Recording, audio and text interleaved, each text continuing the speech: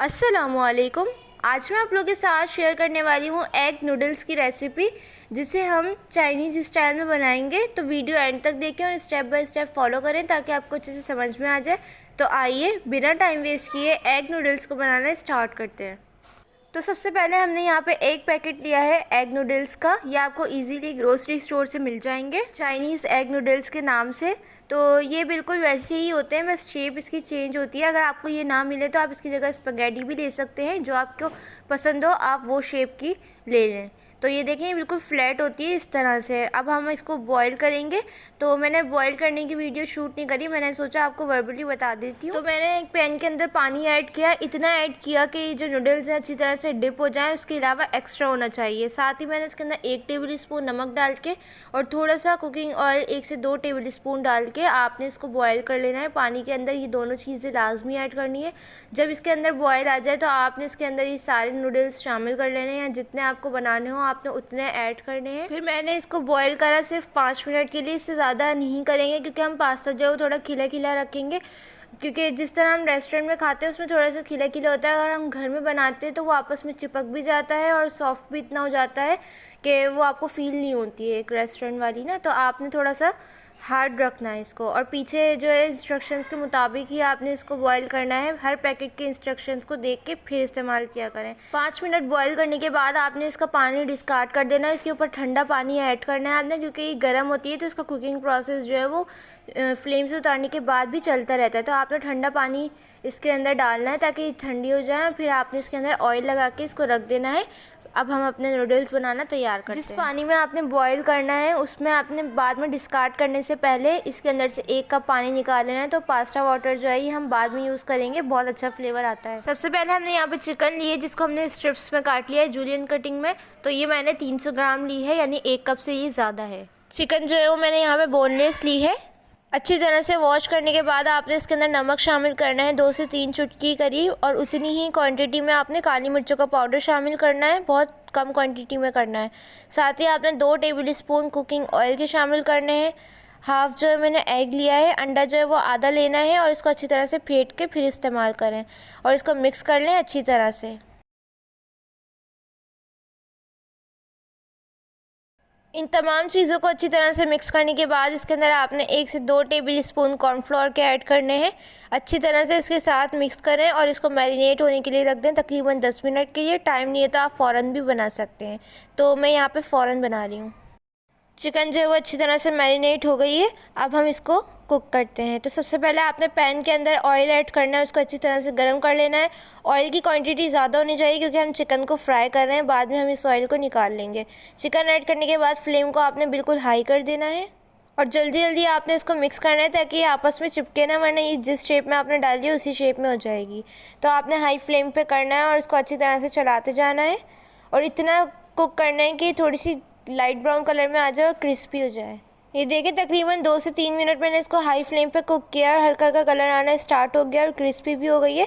तो यहाँ पे हमने इसको कम्प्लीटली कुक कर लेना है, इसको कच्चा नहीं छोड़ना। तो ये देखें अब हम इसको निकाल लेंगे, इस तरह से करके सारी चिकन निकाल लेंगे और इसके अंदर जितना भी ऑयल है वो हम इसको निकाल लेंगे, जितना हमें ज़रूरत होगी उतना ही रखेंगे बस।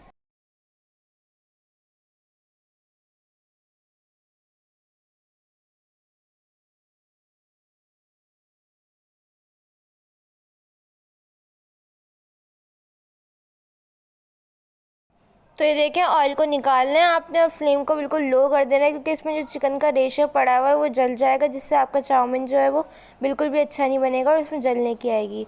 अब यहाँ पे हमने कुछ वेजिटेबल्स लिए जिसको हमने जूलियन कटिंग में काट लिया है। सबसे पहले हमने यहाँ पे 4 टेबल स्पून शिमला मिर्च लिए है, इसको जूलियन में काट लिया है, इससे ये प्रेजेंटेबल लगता है। साथ ही हमने यहाँ पे 4 टेबल स्पून ही गाजर लिए, इसको भी ऐसे ही काट लिया है। और यहाँ पे हमने बंद गोभी ली है, कैबेज, इसको भी आपने वैसे ही काट लेना है बारीक। हाफ जो मैंने प्याज लिए या फिर एक छोटे साइज़ की ले लें, और साथ ही 1 टेबल स्पून चॉप किया हुआ लहसुन है। तो सबसे पहले आपने इसके अंदर लहसुन ऐड करना है। जो ऑयल हमने ऐड किया है कम क्वांटिटी में होना चाहिए ऑयल, हम क्योंकि पहले हमने चिकन के लिए ऐड किया था ज़्यादा क्वांटिटी में। अब आपने फ्लेम को मीडियम रखना है और इसको हल्का सा सौटे कर लेना है ताकि इसका फ्लेवर जो है वो ऑयल में आ जाए। ज़्यादा जलाएंगे नहीं वरना वो अच्छी नहीं आएगी उसमें। सारी वेजिटेबल्स जो है वो आपने एक साथ ऐड कर देनी है इसके अंदर। और याद रखिएगा प्याज की क्वांटिटी आपने बहुत कम रखनी है। जब भी हम कोई भी चाइनीज़ डिश बनाते हैं तो आपने उसके अंदर फ्लेम को हाई रखना होता है, क्योंकि ये हाई फ्लेम पे ही तैयार होती है, वरना ये अच्छी नहीं लगेगी। तो हाई फ्लेम पे आपने इसको 2 से 3 मिनट के लिए फ्राई करना है वेजिटेबल्स को। तो ये देखें तकरीबन हो गई है, इसी तरह से हमें चाहिए थी। अब आपने इसके अंदर चिकन शामिल कर लेनी है जो हमने फ्राई की थी, वो ऐड कर दें सारी इस पॉइंट पे। इसको डाल के भी अच्छी तरह से मिक्स कर लें।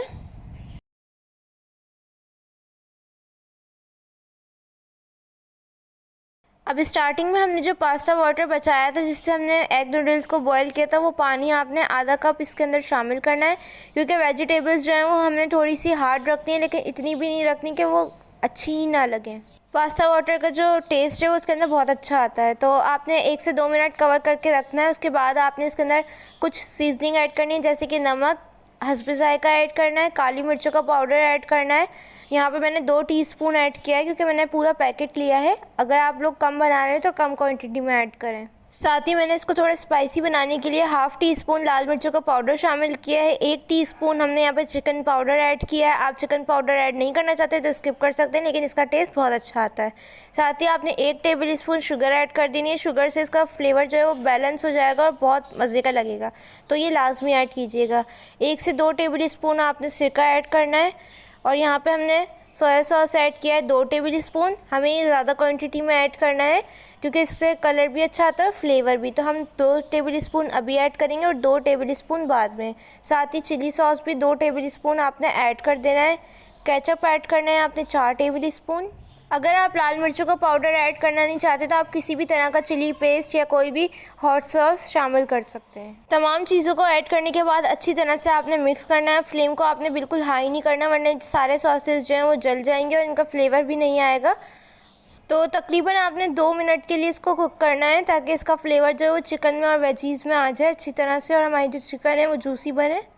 इस पॉइंट पे आपने जूसी बनाने के लिए 2 से 3 टेबल स्पून पास्ता वाटर भी ऐड कर देना है, अगर आपको ज़्यादा जूसी पसंद है तो ये देखें ये इतनी अच्छी तरह से हो गया है। अब आपने बॉयल किया हुआ पास्ता, जो एग नूडल्स बॉयल किए थे, वो ऐड कर देना है।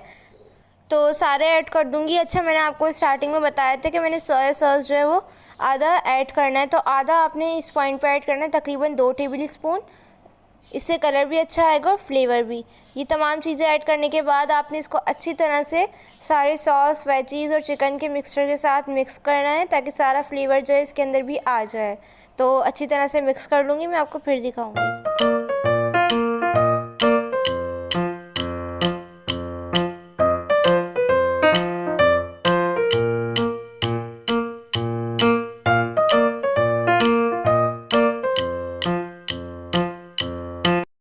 नूडल्स जो है वो अच्छी तरह से मिक्स हो गए हैं। तो ये तकरीबन हमारा पास्ता जो है वो तैयार हो गया है। तो पास्ता जो था वो थोड़ा सा हार्ड था, तो आप इस पॉइंट पे चाहें तो 2 से 3 मिनट के लिए लो फ्लेम पे आपने इसको कवर करके रख देना है। तो वैसे तो ये बिल्कुल तैयार हो गए हैं, तो अब हम इसको सर्व करते हैं। तो ये थी हमारी restaurant style Chinese egg noodles की रेसिपी। कैसी लगी कमेंट सेक्शन में ज़रूर बताइएगा। मेरे चैनल पे नए हैं तो प्लीज़ चैनल को सब्सक्राइब कर दें, इससे मेरी हर न्यू वीडियो का नोटिफिकेशन आप लोगों को सबसे पहले देखने को मिलेगा। वीडियो अच्छी लगी तो लाइक ज़रूर कीजिएगा और इंस्टाग्राम पे फॉलो करना मत भूलिएगा। तो इंशाल्लाह मिलूँगी नेक्स्ट रेसिपी के साथ। जब तक के लिए मुझे और मेरी फैमिली को दुआ में याद रखिएगा। अल्लाह हाफ़िज़।